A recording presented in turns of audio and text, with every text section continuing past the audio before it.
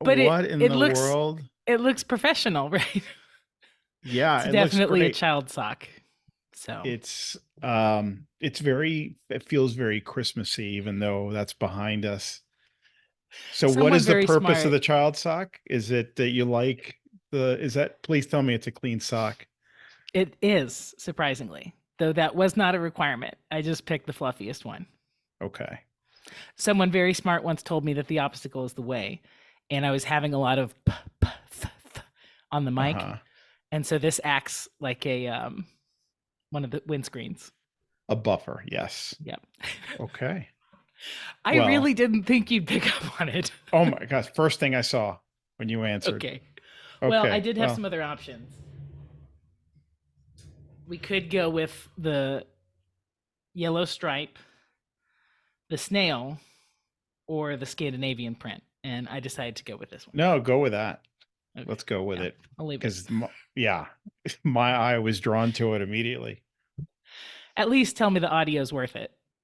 Audio is totally worth it. You sound great. Okay, And perfect. I'm not an audio snob when it comes to podcasts, so don't worry. I wouldn't have even, you mentioned it, I never even noticed if it was popping. So here we are. Here we are. So I wanted to have this conversation. It sounds like you were game for it, which I'm glad you were. And just a little bit of background, I guess, I, none of my podcasts are really that scripted. So when it's a monologue, I do have notes, because I don't want to make sure I don't go down a bunch of rabbit holes and lose my train of thought. But I don't script out my podcast. When it's an interview, I have some guiding questions that I'll send the guest. It's still not scripted, but I have been really bad about like just giving everyone a glimpse into my world, right? Like, because I feel like, it's not that I guess I'm somewhat of a private person, but I don't think that's about me, not about them. That's not about the audience. You've been way better about that. Way, way better about that. But what I wanted to do today was just for us to just talk shop. You and I have conversations, and I sometimes thought it'd be great if we could record this and share it for those who are interested in maybe kind of getting a glimpse into our world, our fears and our insecurities and successes, and a little bit about our past selves and what keeps us up at night, and just a bunch of those other things. So anyway, Would that's a you long say, intro, did you but skip that part because you're shy? Or did you just think it wasn't relevant? no, not because I'm shy. Mostly because I didn't feel it was relevant. I'm very self-conscious of, if I start talking about something, it feels too much about me. I feel very selfish, and I feel like, who's going to want to listen to this? Like, people have their own problems, their own stuff they're dealing with. And, I'm there. My job is to serve people and to help them with their stuff, not to, oh, well, let me pile on a whole new stack of, nonsense for you to then have to process. I don't know if that makes any sense. Yeah. Well, and I wonder if we're not experiencing some of what's happening in marketing in general, where trust is like so important in such a different way that sharing more about yourself and being more vulnerable ends up being this really important kind of marketing that people need today. They do, so I'm glad you touched on that, because I think a big part of my hesitation is when I see a lot of it. I wouldn't say most of it, but let's just say half. It feels very scripted. It feels very deliberate. Like it's now turned into a hack. Right. I'm going to tell you about my life with my screaming children. I'm not saying this is you, by the Hey, way, because we've all hey, had, I've this had is my getting screaming personal. children. But it feels very deliberate, and it's like, I don't know if you're really sharing with you. I know, and I've told you this before. I know you're being very transparent, but But some of the people, it just feels, I don't know, like it's part of their marketing secret sauce and it feels forced. I think if you take a selfie in a hospital gown, that might be the line for me. Because I see people who kind of use some kind of hospitalization as like a photo shoot, and then they Uh-huh. save it and use it for their business, and that it feels exactly what you said, like a hack. And I don't know, could it be generational? Because I see younger generations being very transparent. It's just the way it is. I'll give you a great example. Venmo. Why would I want the world to see who I'm sending money to and for what?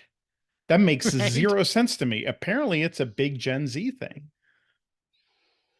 I, I wouldn't have signed up for that, but I really like seeing my cousin pay people to like take care of her dog. It's well, fun when sometimes you it's really sign in. personal stuff, you know. I'm like, I wouldn't put that out there. Well, now I want to know. Yeah, well, not me. I mean, I have everything locked down, you know, like in that I don't, it's purely transactional. I'm a pragmatist too. So anyway, this is definitely outside my comfort zone. All that to say, definitely outside my comfort zone. I don't know. It's probably a no big deal for many people. I feel very selfish and very self-conscious, but I want to do this. I thought it'd be healthy, and it's not just about me. I want to know about what's going on with Sarah.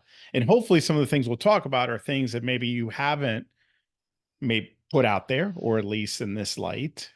Yeah, So I got let's some see new where this stories. good. Okay. So I figured we just kind of go back and forth. So everyone knows I want to be 100% transparent. Sarah and I came up with a bunch of things we could talk about, questions that we could ask each other, but it was too many.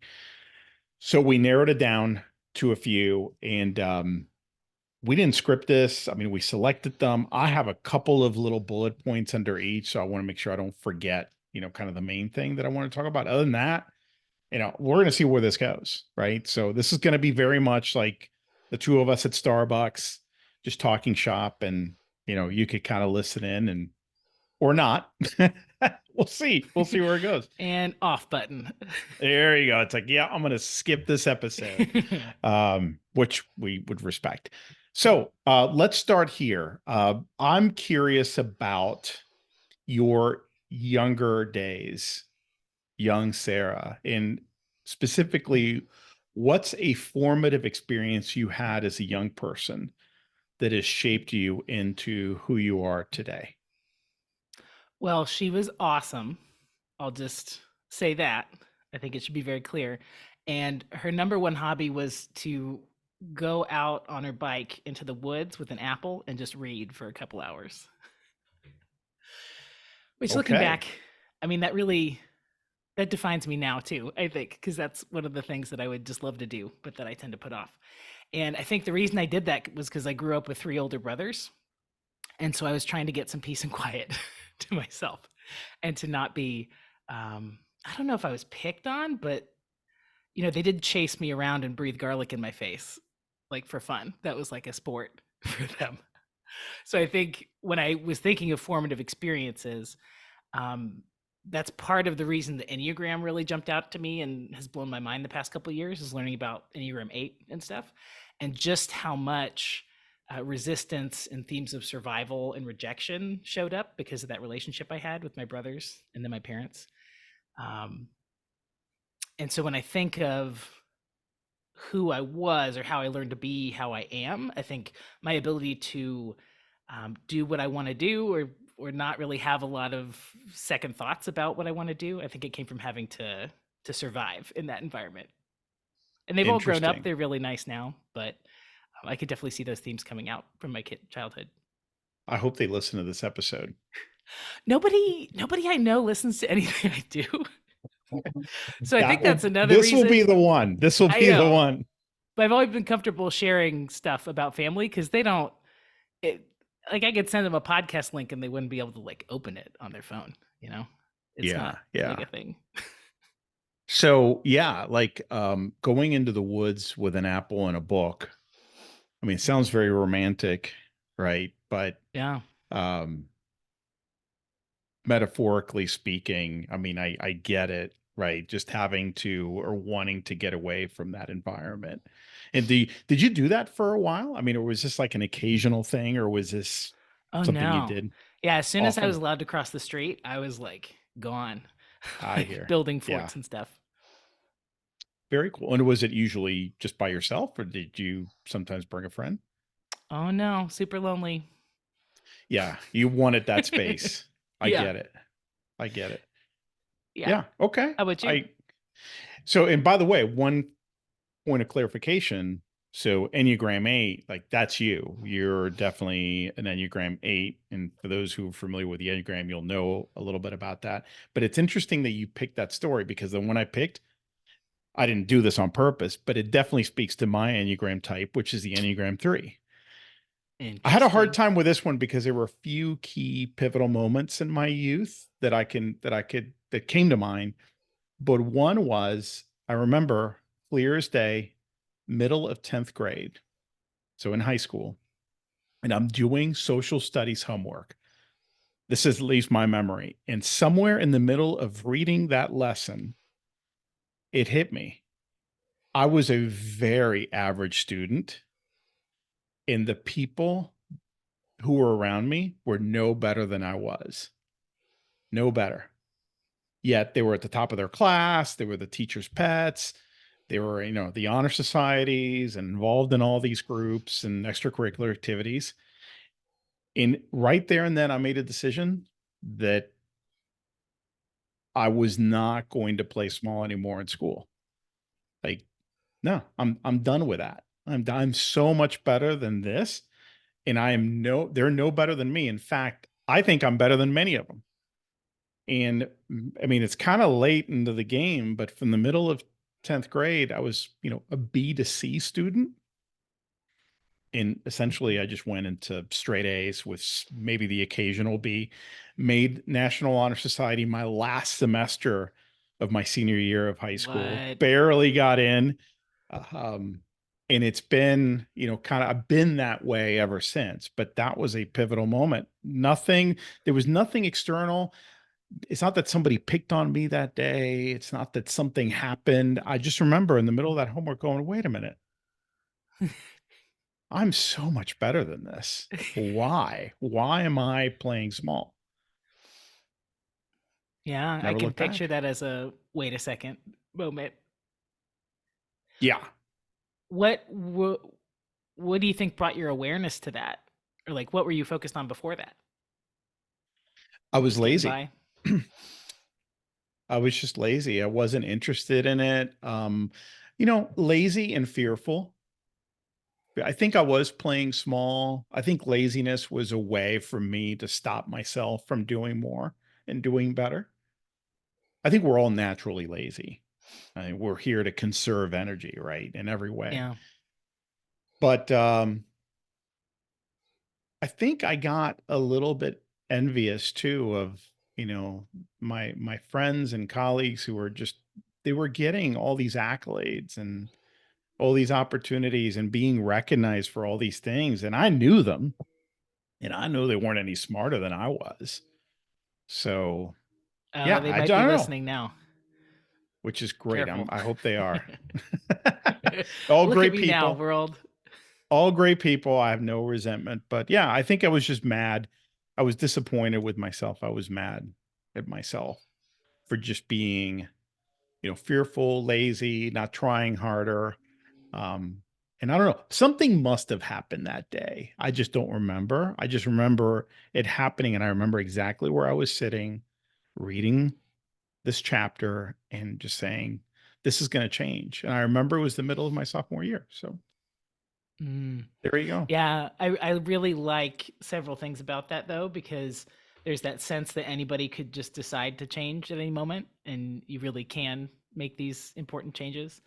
And then, I mean, it could have been like a development thing, like your prefrontal cortex just kind of clicked on at that moment. That's kind of funny. I must have had some snack that, Right. some nutrient that You finally triggered. got some vitamin. Yeah, that made it Yes, happen for you. exactly. Exactly.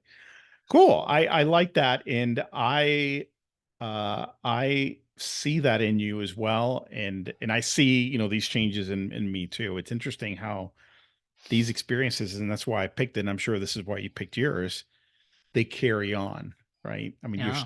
you're still going to the woods with that apple in a way. And Yeah, well, that right. kind of bleeds into the next question. I think in my natural state, I would be in the woods reading for sure. But one of the things that that I resist a lot, that I've struggled with a bunch, is taking the time to do things that are just pleasurable and fun. Yeah. So it's like if it's not getting me ahead in some way or like a literal chore that I can check off the list, I just won't let myself do it. So reading has been one of my professional development goals of just sitting down and enjoying a book during the workday for like 2 years. And I am finally doing it. So that's great. But I really resist it. We should have probably compared notes before we did this Oh because this no. is going to sound like an echo chamber. I feel the same Oh way. no. I thought that my biggest resistance was things that I don't like to do or I'm not good at. And believe me, I got plenty of that. But I've been shocked over the past year about how much resistance I have to do the things that I can't wait to do or that I love to do. The time comes, I have the time, my schedule is clear, and I find myself procrastinating. What is that? And I have to ask myself, what is behind the procrastination here? I tell you what it is. This is going to come up a couple of times for me in this conversation. I think it's the inner critic. I think my inner critic doesn't want me to do the things that I really get a lot of pleasure out of or that are going to help me grow because that's putting myself out there, right? That's breaking new ground, getting new ideas, taking chances. And that is not safe, right? The inner critic is what your ego uses to keep you safe. And the ego thinks that all there is you in this life. That's it. And in that context, of course, it needs to keep you safe because there's a limit to everything. So we need to optimize. We need to keep you safe. We need to make sure that you survive. But the higher self goes way beyond all those things, right? So your intuition knows better. Your intuition is what the higher self uses, I think, to nudge you into better and bigger things and activities you enjoy and that are going to help you grow and thrive and make you happier and more fulfilled. So there's this constant battle, but the inner critic is the stealthiest little, you know what? Boop. Beep, beep. Yeah, that's my take. I don't know. What do you resonate Yeah, with well, that? Do you think there's something it's else to it? it's wild that you ended up with safety, because what came to mind for me is it's not safe to enjoy yourself or to have fun. And if you do, that's the moment something just horrible is going to happen, or you're going to be neglecting something really important. So the only way I've been able to get around that is to set a timer and be like, for the next 10 minutes, it is safe. I'm allowed to read this book. It's going to be fine. And then I start it. But have you always had that awareness of the resistance? Like, did you always know that something like your inner critic was keeping you from it? No, no, it's been, I would say, in the past year or so that I've recognized that. Before I felt like such a failure because I created the space. Like there was no reason, and before I knew it, the day was over. And the disappointment that came from that, like, what's wrong with me? Why did I let all these other interruptions and all these other things? And some of them were like, well, that's beyond me. That was somebody else who called me at the last minute. Somebody needed help with this, or I had to give somebody a ride, or whatever it could be. Kid barfed on No, me. Yeah. yeah, yeah. I think you attract some of that. I really do. I know some people are going to go, whatever, that's outside of I think some of that is metaphysically you creating the conditions that are going to lead to that. But a lot of it is just you don't not giving yourself permission. Yeah. So I didn't know what it was before. I thought it was external. So I'd get really mad with other people. And now I realize that it's me. I have no one else Ouch. to blame. Yeah, Yeah. that's hard. Ouch. Yeah, and oh, there's something really good there. Yeah, you think the hard part is making the time for it, but then you make the time for it and it still doesn't happen. So that's like No, what it's like, let keeps me do my this one thing. I'm going to get to it. Let me just finish this. And then that thing miraculously leads to this other problem you uncovered. Well, I can't leave this thing, half finished.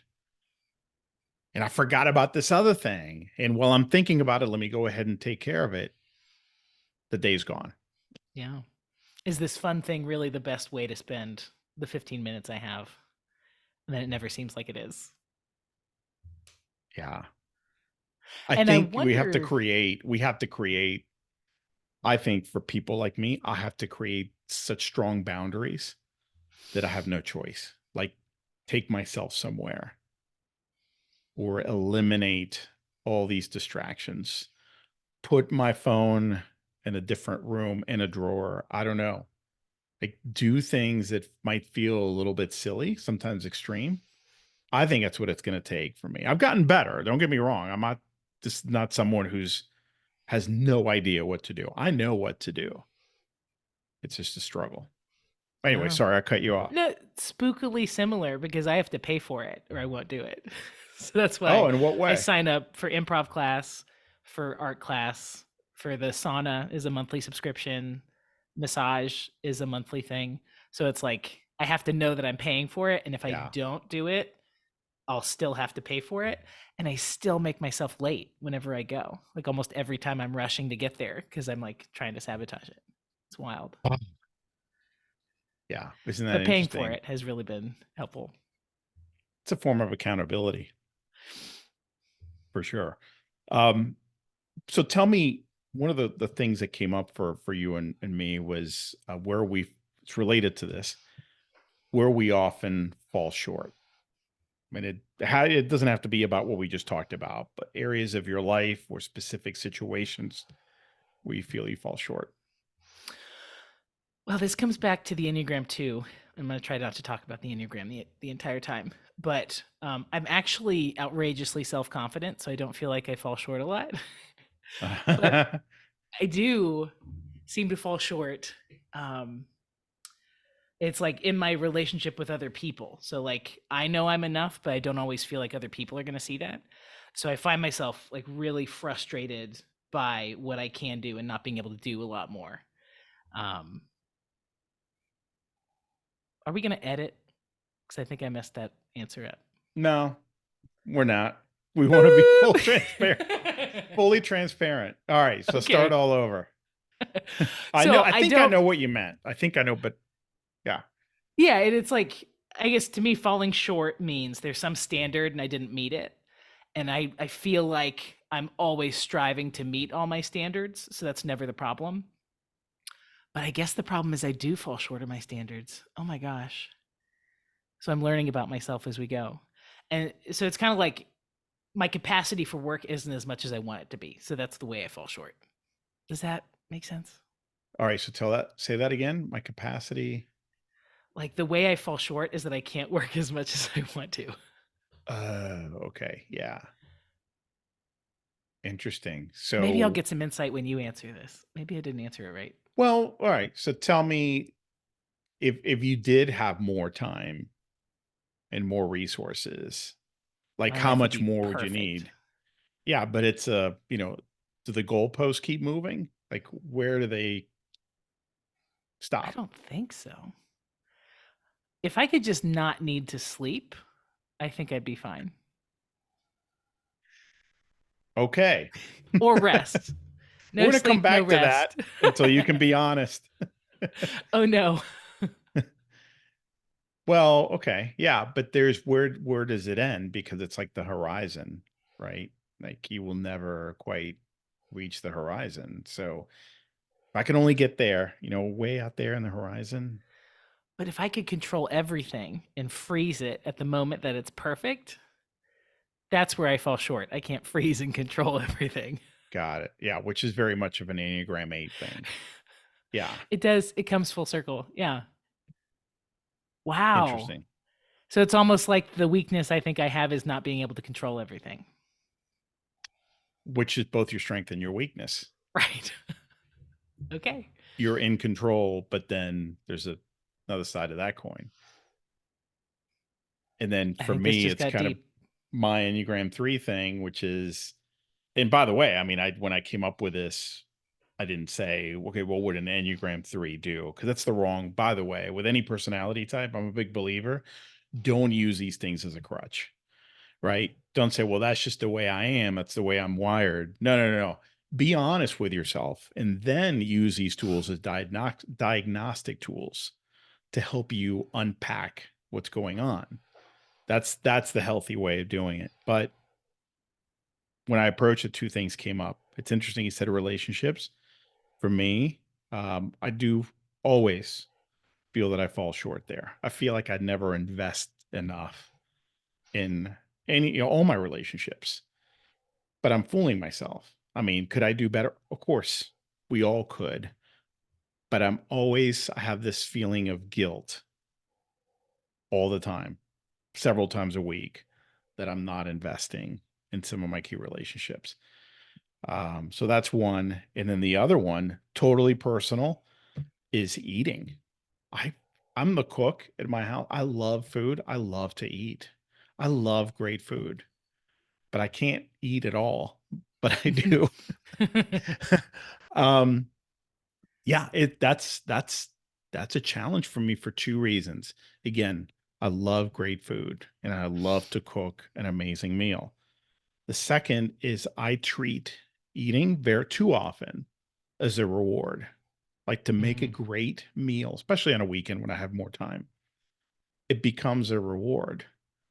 The problem is too much of a good thing is too much, right. and too much of a reward actually works against you. So again, that achiever mindset of like, I'm going to work really, really hard, but then there's going to be this thing at the end of the tunnel, this pot of gold at the end of the rainbow.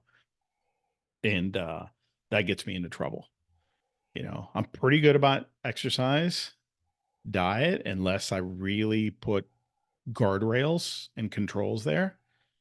I'm pretty bad because of the way that I think of and treat food just as a reward. And I get so much joy, out of just trying something new, making something special. But because I'm not at a restaurant where they've given me a certain portion, Right. like let's have a little bit more of that. So yeah, Yeah. that's How do you figure out how much joy is acceptable in the things that you love before it becomes a problem? I don't know. I don't know. Well, I think if you put controls or guardrails, I do know this, the best meals I've ever had have not been home, have been at a restaurant, and I didn't walk away stuffed. Like I walked away feeling great, which tells me that there was a portion control element to it, spacing the Mm, courses, and just kind of the environment and what was going on and who I was with. All those factors matter so much. So all that plays into having a truly joyous, memorable, nourishing experience, as opposed to, let's take the other extreme. I'm not this person, but you know kind of going into the pantry and just stuffing your face, as the fast as chipmunk. you can. Yeah. Yeah. Yeah, so that's obviously terrible. So I feel like sometimes I'm closer to that side of things than I am to the 4-hour meal, that's evenly spaced out and everything about it is just beautiful, if that makes Yeah. sense. Yeah. Well, now I want to know what that meal was. Oh, well, there've been a few. There's not one that Okay. surpasses the rest, but I've yet to go to the French Laundry in Napa and, you know, some of the Bucket better list. restaurants. And yeah, of course. Of course. Nice. So it's in some of the finer restaurants in New York City and Chicago. But yeah, I think it's the awareness is the biggest thing for me. So coming back to you, back to the whole control thing. Anything else come to mind? Yeah, I think when it sinks in, it's kind of like I fall short by having flaws Yeah. because it's like the overall desire to have no flaws. And somehow I think it's reasonable to have no flaws. And then the more I realize how many I do have, it's pretty disappointing. But it's also heartening because we can be great people and do great things even with these flaws. So, Yeah, and if that's the standard or the goal, I mean, we'll always right? be disappointed, of course. All right, so turning things around a little bit here. Like sad face. Yeah, okay, now we're gonna put a happy Now face happy on face. it. What is something that gives you hope? This one I knew right away, and it's whenever I see someone younger than me doing something wonderful. Because I had this really profound experience when I was a teacher. Well, that part sucked, but this one moment when I was a teacher, they asked for volunteers to judge a storytelling like arts competition for young kids, and it was like Uh-huh. maybe ninth graders and seventh graders. So people who were, how old is that? Like 12 and 13. And usually my experience with kids is just that they were goofballs and they weren't really trying very hard at anything.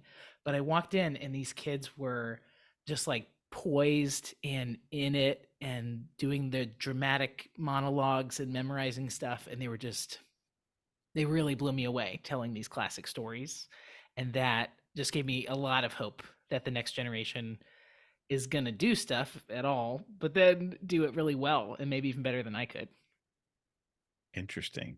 Which is really that's a great thing to say because every generation tends to speak badly of younger generations.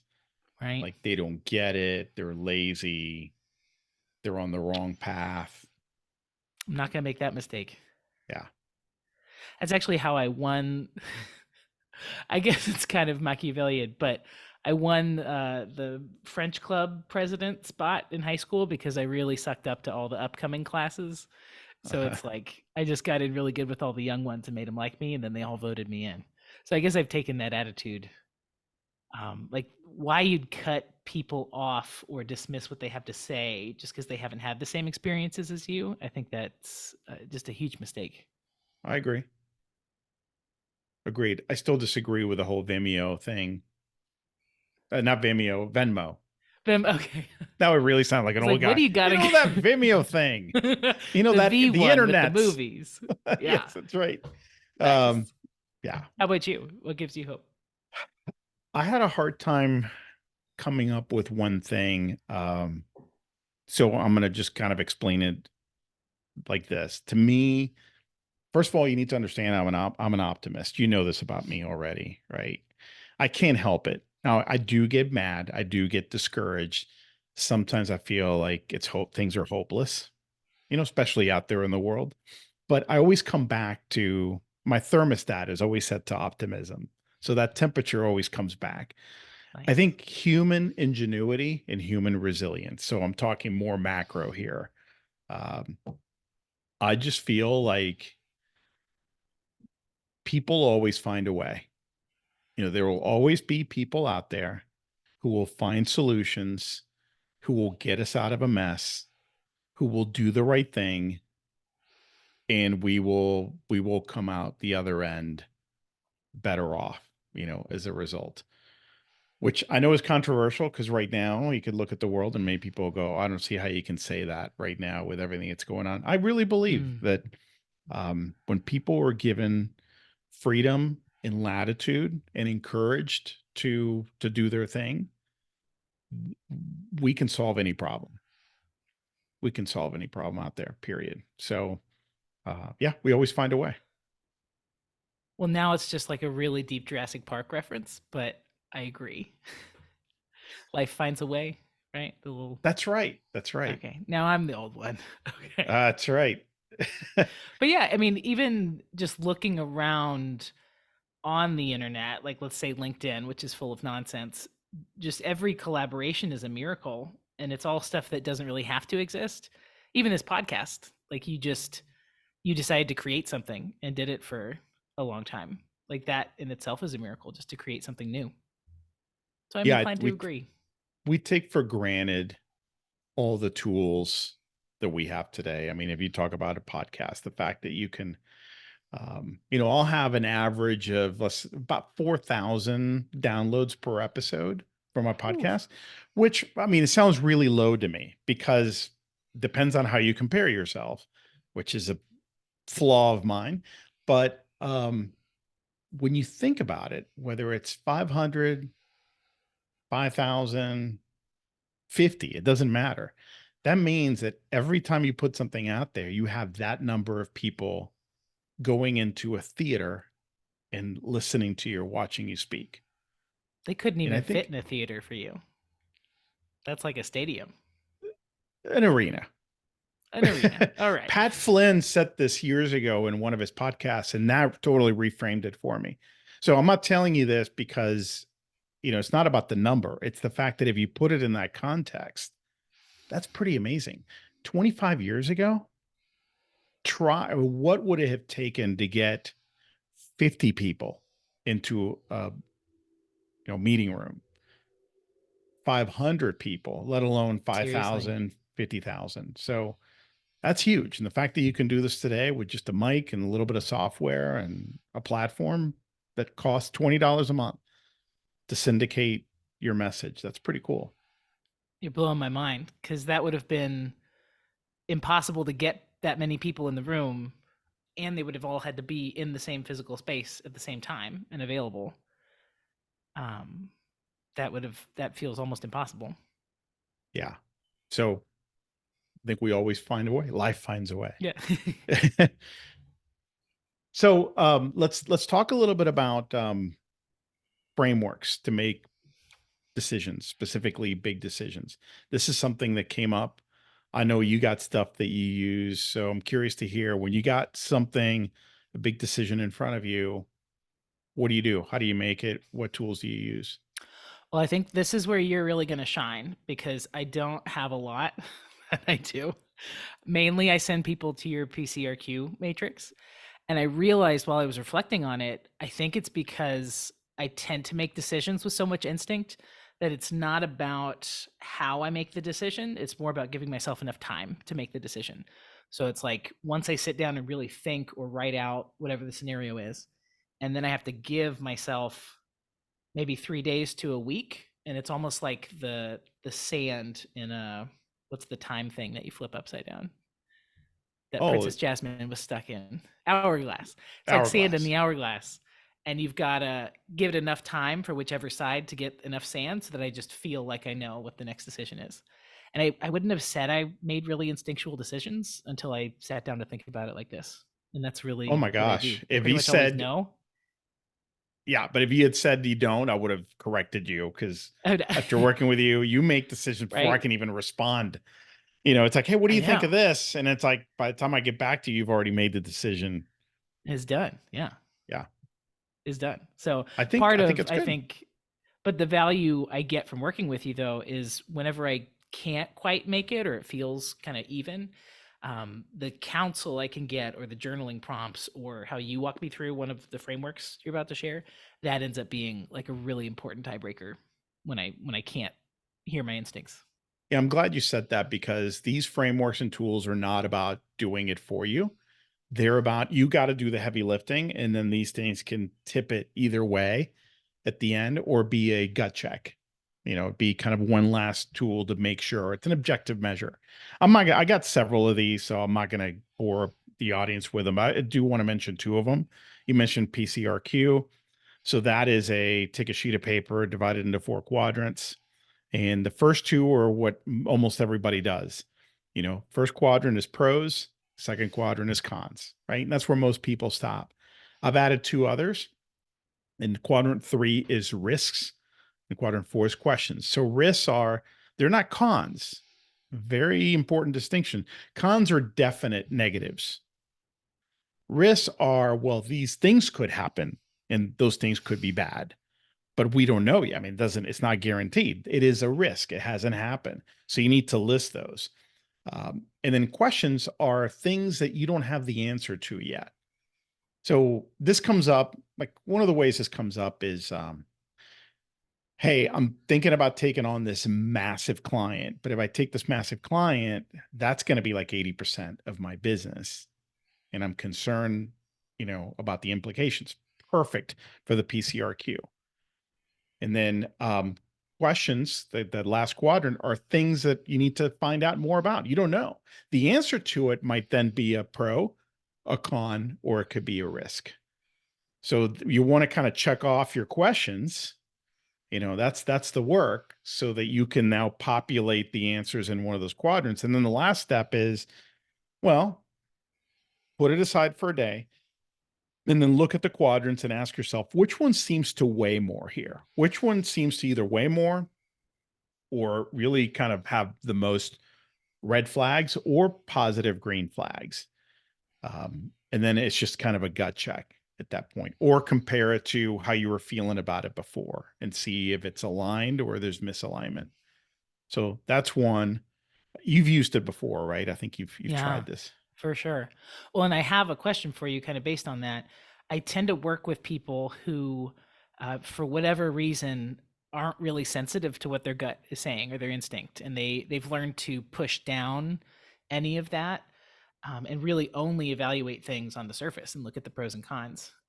Have you found that to be the case as well, or how do you help people kind of get more sensitive to the weight of things instead of just what looks right or what adds up? Yeah, I have. And I think many people are that way. I agree, not just your people, like people I work with too. And what I have them do is I can't do that work for them. And I'll Yeah. send them off with some journaling prompts, some questions to ponder. I encourage them to write about it, but they need Shout out to to journal unpack it. prompts. Yeah, right. I mean, because I may know the answer based on everything I know about you, but now it's me. I'm now taking ownership of it. And now I'm giving you answers. You have no buy-in. You have no ownership. It's got to come from you. So yeah, I'm with you. The only other one, there's a few of them, but this is from Dan Sullivan from Strategic Coach, is pick a date. So it's December 31st of this year. You're looking back at the year that has just gone by. What would have needed to have happened in fill in the blank? Your business, your physical health, your relationship with X, in order for you to feel really good about where you are right now. That's a really powerful framing. So you're already in the future. Okay. The good things have happened that you want to have happened, right? What are they? And that, just because you know what? It takes all the obstacles away. It takes all the obstacles away. You're already there. So what is it? What's life like in this area, this aspect or that aspect? And that is a very powerful, clarifying exercise that I love. A lot of applications, but one of them is when you're trying to make a big decision. And I think that works really well on people like me who are too practical with the dreams, because it's not asking you to say how you got there or what needs to happen or if it's possible. It's just boom, you're transported, everything's perfect, describe perfect.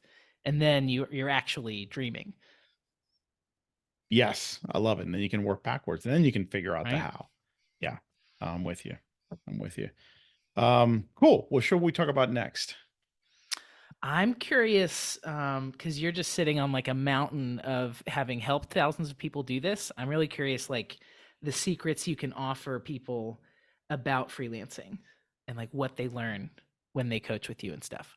So the way I framed that was, if you had to think of one thing that most people, it's preventing them from achieving whatever their goals are with freelancing, Mhm. what comes to mind for you? What's kind of a common denominator with obstacles? I would say it would have to be fear. It would have to be fear, because everything comes back to that, doesn't it? It could be self-imposed limitations, limiting beliefs. It could be any of those things, but they all point to fear. I mean, what do you think?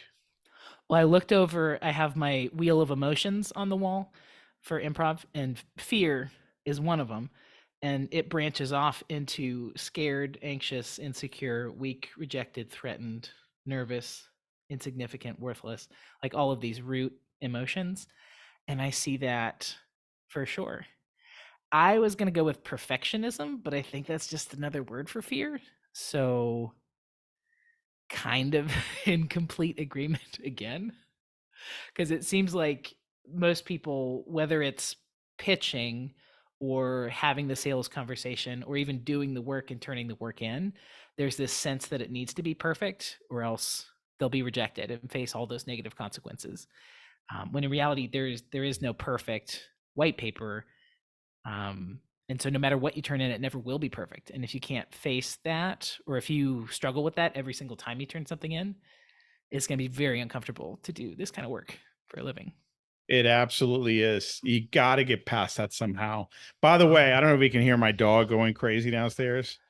No. Okay, good. Somebody forgot to put him, in his crate, and there's nobody down there except my 12-year-old, and he can't even control him. So Can you I don't do know an who's at the door. impersonation of the dog so that we can hear what's going on over there? Oh my gosh. So if anyone's listening to this with the headphones, they're going to hear it for sure. Okay. I'm not going to do the impersonation, but yeah, again, I think it's the inner critic. It really comes down to your inner critic just telling you all the things that you can't do, that it's not perfect enough, that it's not right.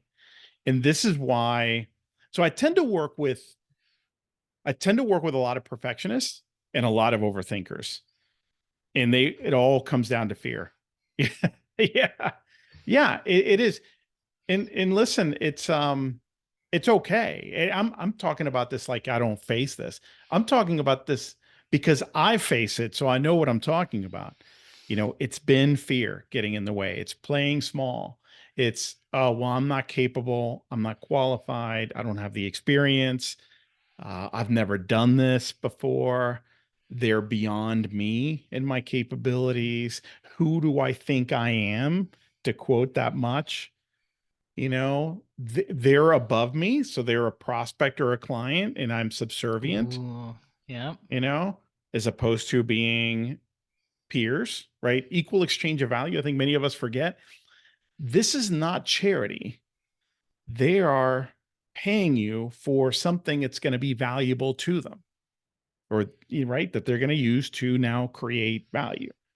So yeah, it's I think that is at the end of the day the biggest factor. I think I did have a bit of an advantage, but it's not as great as people think because this is all relative. So I had, by the time I went full time freelancing, I had 12 years of sales, 12 years of really a lot of it very scary stuff that was way beyond my comfort zone.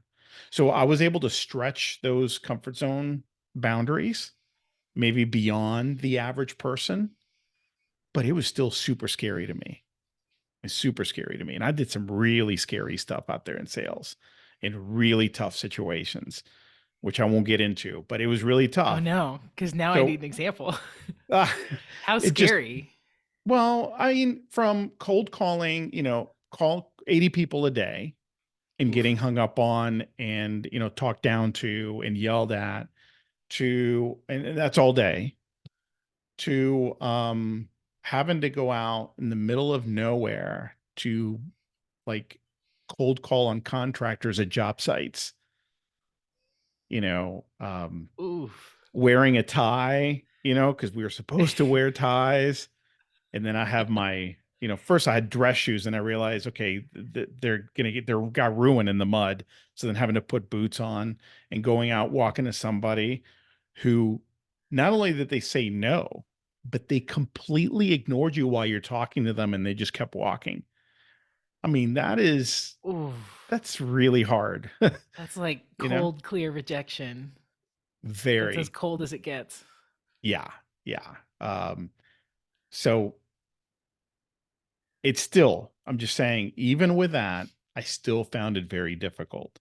So I get it. If you haven't had those experiences, it could be even harder. But anyway, Mm. that's, I think we got to the bottom of that one. Right. Um, so we had one here about, Okay, so Oh, how do this is you from me. Oh, yeah, yeah. okay, so you get to ask this one. I'm on this one. Okay. The question is, who do you think you are telling people that the obstacle is the way? No.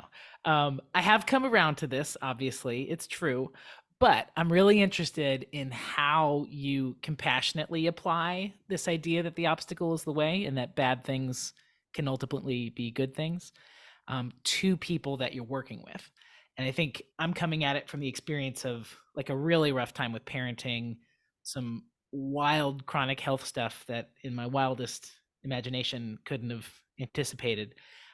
But somehow you made it okay for me to look for the positives in all of these horrendous things. And I just can't help but think that that might be awkward sometimes when you are in a position to tell people, like, maybe this is a good thing. Let's look for the good things that are happening. So, how do you do that? It's a great question. The first thing is I believe you don't have to have had those same experiences as somebody who's going through them right now in order to be compassionate and in order to be credible, with your guidance and advice.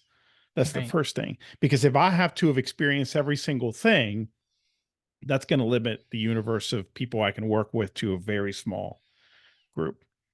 Does it help to have experienced, some of that? Yeah, it certainly does. And many times I can commiserate. I can say, hey, I hear you. Something like that happened to me last year, or a few months ago. But in many cases, I don't. So one is to be really sensitive to the fact that the other person is either going through or has gone through something really terrible and acknowledge that. So have that compassion and that acknowledgement. The second thing is all I can do, I'm not here to tell you what to do. All I can do is hold a mirror to you and then give you tools that you can use for self reflection, dig deep, and uncover some of these answers. So I can help you give you those things. But at the end of the day, I'm not here to tell you to preach to you. Okay. Um, and then I think finally, encouraging everyone who's facing something like this to be kind to themselves above all. So many people tell me and they're apologizing. So sorry, I'm way behind. Again, Mhm. this happened to me and this and that and the other. And I'm thinking, my first reaction is, that's horrible, you know? And instead of saying, that's okay, just, catch up as quickly as you can. No, no. Mhm. Be kind to yourself. Take time. This is going to take time. Your biggest priority is to be kind to yourself. If you're not kind to yourself, none of this is going to work. So just do what you can, when you're ready. And then because you can't absorb the whole obstacle as a way thing when you're in the middle of a storm. And I respect that. Right. And hopefully I've been that way with you where I haven't told you, Oh, yeah. well, you got to get over that, Sarah, because we got work to do. No. Hopefully I haven't said that or even given you the idea that that's what I was suggesting. Oh, no. No. Just how artfully you apply it in retrospect is what makes me curious. Because I'm always aware of trying to be in that mindset when bad things happen. And I've certainly gotten better at it. But it always just seemed right out of my reach. Yeah, that's hard. And it's hard for me to hear it because so I'm a HSP, highly sensitive person. I take these things in, I feel it, when somebody's going through something and they're explaining to me what's going on. So it's hard. I get it. I think, empathy is super important. And at the end of the day, though, everything that happens to you for a reason. And it's really about, okay, what can I take from this? How is this helping me grow and be better? You may not be ready to ask yourself that question at the moment. Probably not. But eventually you got to come back to that because if you don't come back to that, you will not be better for it. And then you will always struggle just as much with every setback, personal or professional. That's my belief. Again, not easy for me to talk about it now because I'm being objective, but I know that I that's the truth. forgot this is a podcast, so people can't see me nodding like a lot. But Well, we'll make sure yeah. we'll post a video. And that is what, like, after years, like literally a decade working with you in some way, and then 3 or 4 years coaching, that's kind of my biggest takeaway for why coaching is so important, because it lets you be in relationship with someone who is super smart and has perspective that you don't have. And so it's like when I'm in the middle of it and literally like the walls in my living room are torn down looking for mold and I'm going nuts and I'm not sleeping because of kids, and I can look at Ed and be like, okay, Ed's really smart. I trust Ed. Ed looks calm. Ed is telling me it's going to be okay. And then I have that relationship to lean on, and it really does get you through some life circumstances, shall we say. I would be crying in those situations as well, is what you need to know. You know what I'm Well, I saying? did, and you let me Yeah, cry. but I would be too. It's not that, oh, Ed would, what would Ed do? Oh, Ed would be strong. He Right. wouldn't be crying like I am right now. Heck no. Ed would be crying. He'd be acting like a child. Ask my wife, you know? Yeah, I get it. I get it. So Right I'm on. glad you asked the question. All right, now from me to you. Let's talk a little bit about the business of coaching and kind of like behind the scenes stuff that you and I experience when It's working been with clients. fun. It's been fun. What is a pet peeve of yours when it comes to kind of the freelance industry or coaching freelancers or coaching in this industry? I have a lot of mild takes that I share on LinkedIn, so I'll try to skip the ones I've shared before. And I think this one, I actually fell into it myself before I was coaching, I think, before I was a coach to people. And I think it's thinking that what you need is an answer, when in fact, what you need is like that perspective and that relationship from somebody. Because the answers, like the internet is just literally exploding with answers constantly. So you can find the answer to pretty much any question that you have, but knowing when to apply it or when it's relevant or when to push on it versus letting someone rest and just absorb what's happening in their lives. Um, that's why I don't think Googling or the DIY path is ever really going to be a threat to coaching. That is so powerful.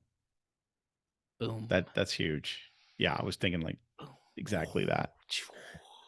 That is so true. For me, I think it's been the victimhood mindset. Ooh. Yeah.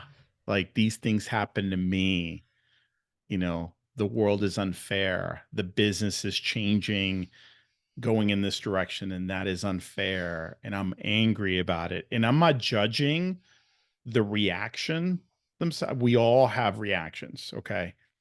But there's one thing to react a certain way. The other is your long-term response to it. My initial reaction might be very negative. I might feel like a victim, might feel wronged, but how am I letting that now into my life, and into my internal dialogue? And that's where I see, a lot of people with this victimhood mindset that's just getting in their way. Um, and I guess the other one would be, uh, especially with writers, not treating it like a business. You know, people, Yeah. I have done well. I've written for all these publications. I have all these bylines and this track record. That should be enough. They're not saying this, but that is not enough. I mean, not anymore. And I hate to say it, but Mm. it's just the business has changed so much. Those opportunities are going away little by little, and they have been for years. So this is no surprise. So those are two pet peeves, Yeah. just because they come up so often, and I'm surprised that there's not more awareness. Yeah, and I have a lot of empathy for the victim now, having gone through becoming a parent, because I would have I never would have thought of myself or let myself be a victim until just being completely decimated by that experience. And now I can totally Decimated. understand but why people would see something bad happen and be like, oh crap, there's nothing I can do, and just kind of wallow in it. I never had that experience before. But I think what happens is it's kind of like a grief process, and victimhood is kind of the first step, but you have to keep moving through the whole thing. So it's like you It's a said, better when way of bad things saying it. happen, Yeah.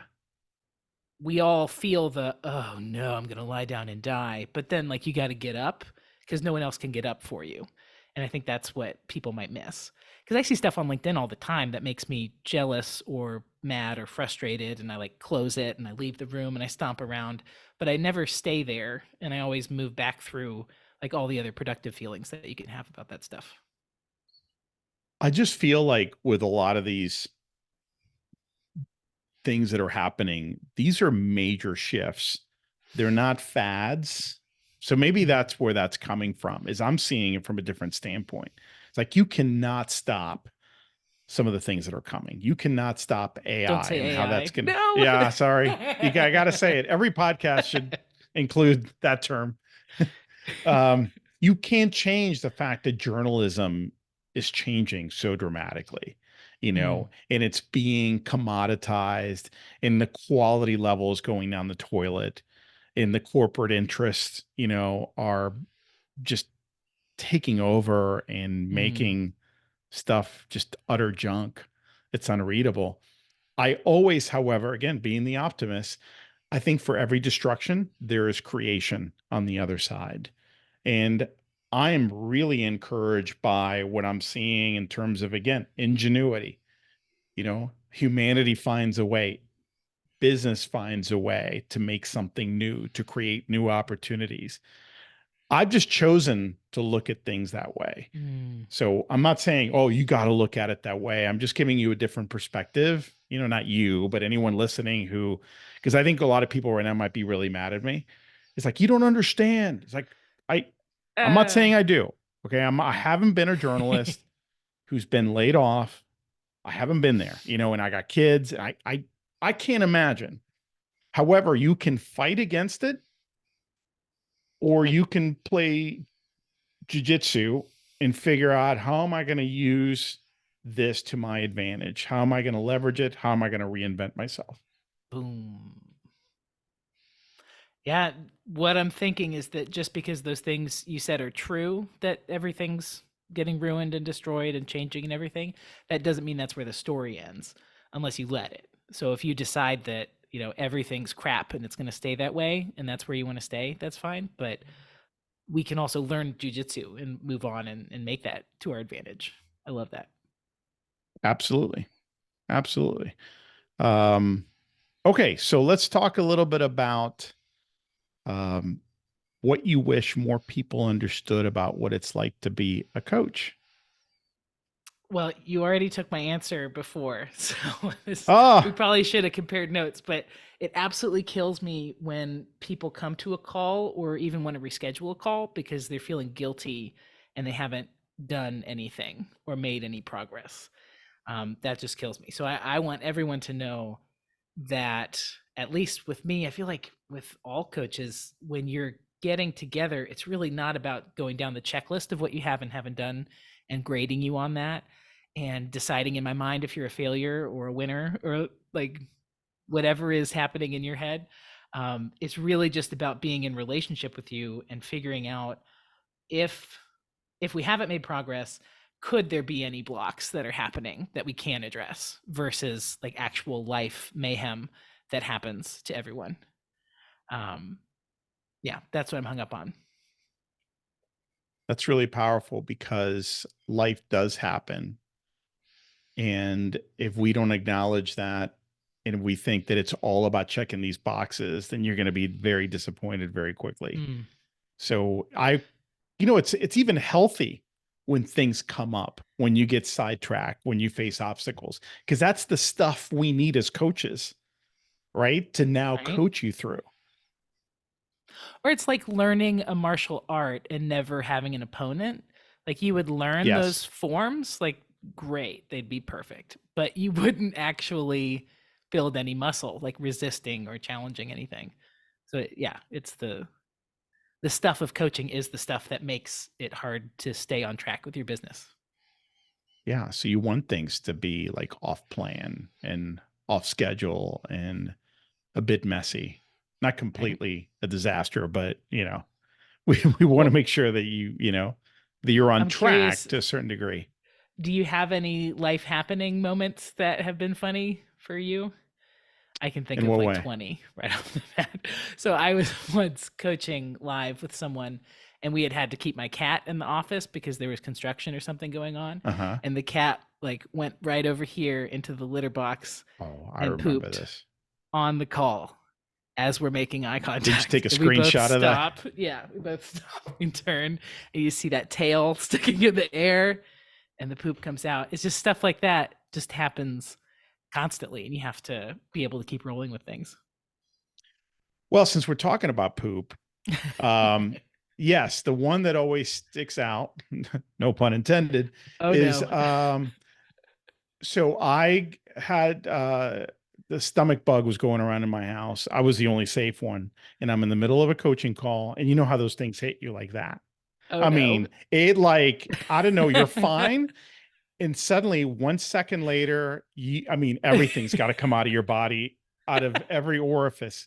Sorry, I know this is kind of bordering Yeah. on TMI, but I had to, I had to interrupt the person. There was no time to find a proper, and I had to just tell him, Jonathan, I'm sorry, I have to go. And like 20 minutes later, I was able to, call him again and explain what That's happened because fantastic. I couldn't explain what happened. I didn't have time. Right. Yeah. What do you say? It's, the only people listening to this are humans, and I'm gonna say 99% of them have had that experience. So Yes. yeah, that's fantastic. I Always think be for prepared. always be prepared. That was the old house. In this house, I have a bathroom right here. That one I had to walk across the hall. Yeah. It felt like an eternity. Like in the Matrix, when you see the hallway and it keeps going and going and going. It's Yeah. like, "Arr!" Gotta slip and slide your way down, face first. Just dive for it. Oh, yeah. Okay. So for me, um, my biggest thing that I wish people knew or understood is that coaching is not training. If you, in this business at least, if you want to coach to learn techniques and strategies and tactics and hacks, that is a small part of what you're going to get. And you're going to be very disappointed Mm, and you're going to feel like, hey, I think I know a lot of this stuff. I don't think I need you, and we would have wasted each other's time. So I've identified there's four things. That's one. And they're, to be cute, they're the four C's. So they all start with a nice. C. So that's codification. That's one thing you can get from a coach. Codify much of your business. And that's really powerful stuff. But if that's all you want, buy a course. There's also a lot of free information out there that you put together. I put together, a lot YouTube. of other people, YouTube. If that's all you want, you're better off buying something or looking it up yourself. Now, with a coach, there is value in the aggregation of that information and then having someone give you precisely what you need as opposed to handing you the 700-page instruction manual. So there's that. The second thing would be collaboration. So that is sounding board, right? That is solving problems together because I always say, look, I'm going to give you a lot of things that are going to sound like if you do them, your world's going to be perfect. No, things are going to break. Things are not going to go according to plan. And that's when a coach really comes in handy. We want to put you out there with these new tools so you can have experiences that are going to blow up in your face. Great. Come back to me with them. Let's talk it through. And that's when the real learning is going to happen. Why? There was a high degree of emotion. And when there's high degree of emotion, the lesson sticks. Okay. So sounding board, brainstorming buddy, right? It's having that pal, that partner, that thought partner, um, problem solving, all those things. So that's a collaboration. The third C is contemplation, creating space for self-discovery to meet yourself differently. A good coach will provide that kind of space for you. So you can ask yourself a different set of questions, think a little differently, meet yourself differently. And that's really, really important. It seems like a very soft benefit. It's a hugely powerful benefit, right? A journaling prompt that could like shatter your thinking and how you think about a certain issue. That alone could be worth the entire price of admission. Sometimes I know it has for me. I work with coaches. And for me, there's one more C, the way I structure my coaching programs, and that's community, right? So then you're part of a community of peers that you get to interact with, all of whom are working with me. And, there's that value. People don't come in for the community typically, but they stay for the community. Like once they're in, they're like, oh my gosh, like how come I didn't know about this? This is a Mhm. huge, huge benefit. So those are the four C's, but that last one is not with every coach and what you get, but I think a good coach is going to provide at least the first three. And those have to really matter to you, or you need to at least understand what they are. Yeah, and you need to be in the arena doing stuff for those 3 to really help you, Oh, and heck yeah. yeah, Yeah. If you're not doing the work, then a good coach will also tell you, I don't think this is going to work. right. You know, what's Yeah, going I feel on? like I've benefited from all 3 of those. At least twice a year, you rock my world with a journal prompt, and the most recent one, can I share the most recent one? Everybody could go Of and do course. this at Yeah. home. If I trusted myself more, then I would blank. And I did that. I was just at a really low place, literally applying to jobs because I was just sure none of my dreams were working out. And once I did that prompt, it didn't just help me see the situation differently, but it helped me see it more accurately because I was bringing so much emotion and like the shadow of failure on everything I was doing when that shadow was really only in my mind. And so looking at that prompt, it was just like, wait a second, I'm exhibiting all of the behavior of someone who doesn't trust themselves. And I didn't think that was me. And so it created this whole opportunity to argue with myself about how I actually see myself and get a lot more realistic. And when did it hit you did you write that out 12 times or did you I just go did. with it and start doing free form writing? Yep. Yeah. So probably around the third time I rewrote it, it just popped up like if I trusted myself more, I'd be excited to see what comes next. And I was like, whoa, I'm not excited. That's the last thing I would say. I am dreading, I am fearful, I am like in all of these really low vibration, like energy things, emotion things. And so I tried to think of like, well, what would it be like if I was excited to see what comes next? Because that's an option we have at any moment. We could dread it or we could be excited, but it's just like what happens in our brain that decides which one we do. That's super powerful. It's And by the crazy. way, Yeah. I need to give credit, and I think I shared it with you, Yep. to my coach and mentor, Pelly Top, who gave me that prompt. And I've worked with him on and off for 11, 12 years now. And it's been immensely powerful, which is something that I need to mention here. This has been, we haven't really addressed it head on, but you work with a coach. I work with a coach. Everyone needs to know that we don't have this stuff fully figured out. Nobody ever does. Totally. You never arrive, you never fully figure it out. I'm a huge believer in working on yourself as well because again, we don't arrive. And if you think you've learned it all, and you stay where you are, your growth is going to be limited. The way I look at it is I want to keep growing all the time every year. As I grow, I pull my people with me. I'm benefiting not just me, but my clients, my audience when I share new insights with them. And it would be a shame if you and I just stop growing. So people sometimes ask me, "Do you ever work with a coach?" And many people assume that I don't.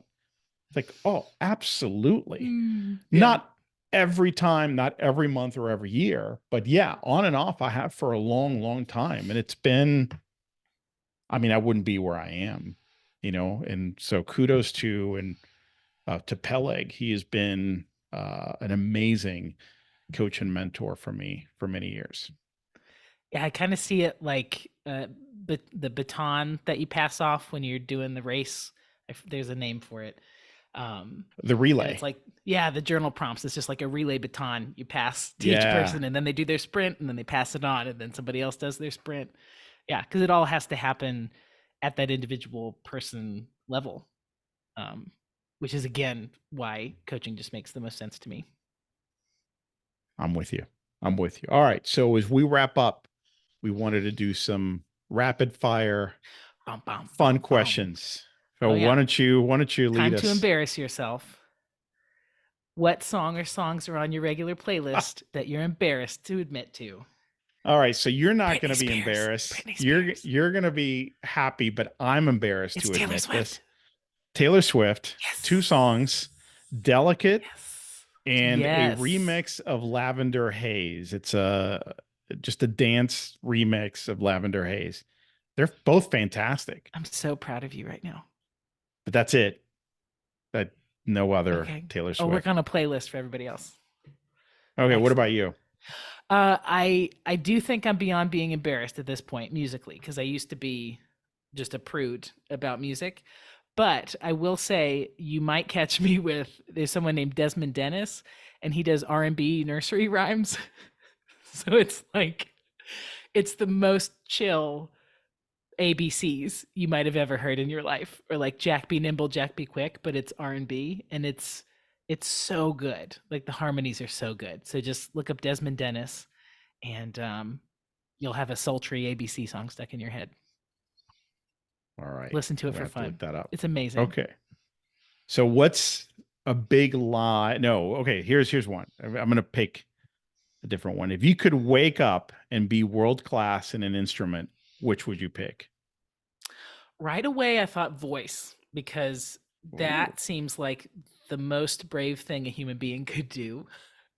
And it's like literally just the essence of yourself becomes sound. And that just seems really brave to me. So if I could be amazing at that suddenly and confident, I think amazing and confident would be important. I would do that. How about you? That is brave. Well, you know, I play drums, but I'm not world class by any means. Right. So to me, it would be that. If I could be absolutely world class, let me put it to you this way. Okay, I'll give a reference for anyone who wants to look this up. You do not have to be a drummer to really appreciate this. And I think I sent you a link to this. This is Tool, the band, rock band Tool. The drummer is Danny Carey. To me, he is the best drummer alive today in the rock space. Okay. And there's a song called Numa, PNU, uh, PNEUMA. In the whole song, it's several camera angles just on him. My biggest thing when I see that is how amazing would it be to wake up every morning knowing you can play that? And just That do right that. there Yeah. encapsulates what I would be able, love to be able to do. Look up Numa, fast forward a little bit because it takes a couple of minutes for it to really get going. You're going to be blown away. It is drumming Awesome. at its finest. And are you practicing every day to get there? No, I'm not. Okay. Well, we'll I'm just check in about wishing that right next now. time. We will. We will. All right. Okay. So, what do most people like that you think is totally overrated? I Ooh. actually came up with attention, which I thought was surprisingly deep because I thought I was going to come up with something silly. But Oh, I think if I could just secretly and quietly be rich behind the scenes and just do things, I think I would be really happy. So I think it's attention. I think we think attention is what will get us what we want, but I don't think it actually will. that kind of attention. Yeah. Yeah. Okay. You threw me off there for a minute. Oh yeah, I, sorry. I mean eh, like business wise, like on LinkedIn, yeah, getting everybody's attention from like, a I need the right not hook. I need the focus. Yeah. right Yeah. story. Yeah. Yeah. That's a good one. Oh, Wow. Wow. so deep. I Mine is know. not that deep. In fact, I'm Bring it. about to really upset some people out there. Two things, Shakespeare and musicals. I don't get either one. I'm sorry. What? I'm sorry. To me, torture would be I think I need to leave. to see Hamlet or Romeo and Juliet or sit through a Broadway musical. It would be utter torture. And I'm glad because that stuff is expensive. Right. So, you know But what? I'd even rather the spend that Leonardo somewhere else. DiCaprio one? Romeo and Juliet from like the I 90s? would never see that. Yeah. Come on. Yeah, sorry. Okay. That's the Shakespeare only chance of musicals. changing your life, changing your I mind. hope some listener goes, thank God somebody said it. I hope not everyone's gonna pour hate on me for that. Yeah. But even Hamilton? Oh gosh. No. Ah, Sorry. man. Okay. Sorry. Well, I'm Hamilton saving all fans can kinds of come hang money. with me. I'm a big believer in look, whatever you need to be true to yourself. If you don't like something, don't pretend, because you really should be spending that time, energy, and attention on something that really brings you joy. Maybe when I'm 87 years old, I'll finally get it. I've never gotten it. And I've tried. Yeah. And I've tried. I got my youngest. He likes some of that stuff. I've taken him to these shows. We've been to the Nutcracker. It's Oh, I no. just do Yeah. it for the love of my children. I can't stand it. I can't stand that stuff. So anyway, Okay. But you want to have like a decade appointment to try to read Romeo and Juliet every like 10 years, right? Just to no, see if it takes? no. Or are you just going to let it come to you from the wild? I'm just gonna let it come to me. Okay. So sorry. I think we need to let everybody mourn for a little bit. Okay, well, I'm sure it'll be fine. All right, well, last rapid fire. What do most people, let's flip it. What do most people think is overrated that you love? Now, this one I have a good silly answer, and that is pens, because I have become obsessed with fountain pens, and I am now a collector. And yes, they're all the same. And yes, they all write just as well as the other ones. But yes, I need 20 of them. I love that you love that, because it's such a unique thing. And I love the tactile nature and old school nature of that. Yeah. Well, it's coming back because everybody's going analog, and then everybody's getting into handwriting and cursive and then looking at fountain pens. So I think it'll be oversaturated soon, but I'm totally fine with that. Well, I have a similar answer, which is interesting, but I called it dead media. So, dead media books specifically. I Nice. love physical books. And I'm sorry, I don't know how people can read on an iPad. I have a Kindle, but I only use at night in bed as a tool to help me fall asleep. And I only Mm, read fiction in my Kindle. I cannot stand reading something that's going to be practical, useful, insightful, and not be able to annotate, highlight, dog ear pages. Super important to me. I don't know how college kids are doing it today with no textbooks, no physical textbooks. Everything is digital. I would not survive right now yeah. as a student. No, and they've done studies that like retention with physical media is higher. So it's absolutely like a real problem. But then you get into, democratizing knowledge and letting everybody have the same access at a different fee. So that it's Yeah. complicated, but I totally agree. Well, I think that's fine. I'm okay with having choice, but I don't want the choice. I want the choice. Yes. So give me the ability to buy the physical version. And I'm getting into vinyl, music, going Ah, back to cool. old school. And I love it. I love the nostalgic element of that kind of media. Yeah. I want to own, we used to own all this stuff. We don't own it anymore. And I think it's sad. That's a little Yep. sad. So I'm back into buying movies again, the Blu-ray. Um, they keep changing the format though. Right. So, I still have the VHS of the Godfather series, and then I bought the DVD, and I need to now buy the Blu-ray, I guess, but where is this going to stop? I think I'm going to stop for now and just wait until like the end of the line.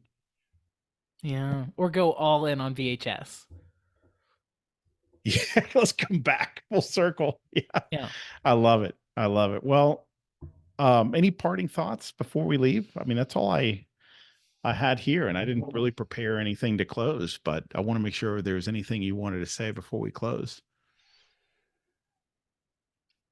It would have been strategic for me to think of something to say, but I did not. I've just really enjoyed getting to know this secretive, shy version of you.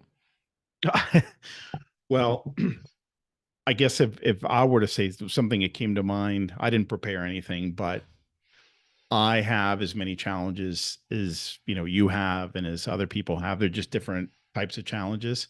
Running a coaching business as a whole different set of challenges and complexities. And believe me, it's no sunshine and unicorns every day. Setbacks all the time, things that don't work out anywhere near like they should have or you expected them to. Those things are really hard. But at the end of the day, I still look forward to Mondays, and that's a good sign. To me, that's a great litmus test. And the day that I stop looking forward to Mondays will be the day that, I'll find something else to do. I'm always looking and open to other ideas, but, I'm not actively looking for new stuff to do.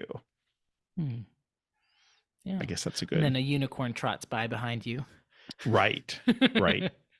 And I know, you've shared the same thing, that this Yeah. is, it's not always easy. So I want everyone to know that, just because we're coaching others doesn't mean that, we don't face challenges. We certainly do. Yeah, and that does come full circle a little bit because the obstacle is the way stuff.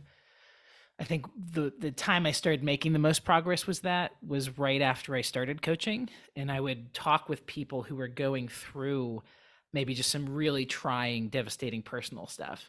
And it's like when I took a call like that, and let's say, just something happened in the person's personal life, and my ability to empathize with that and understand and really be there for them because I had gone through the same absolutely crappy kinds of things. I think that's when it started to really become true that I could see like it was good that I went through that, even though I was a wreck at the time, because now I can be there for this person in this really special way. And I think before maybe that would have sounded kind of hokey and dumb, but in that moment, it felt like magic that I could really be there for them. So yeah, it's like That's the powerful. experience of coaching is always like evolving and changing me as I go. I love that. I think it's a great way to end. Oh, So thanks for doing this with me, absolutely. Sarah. This was Yeah. fun. Thanks for inviting me.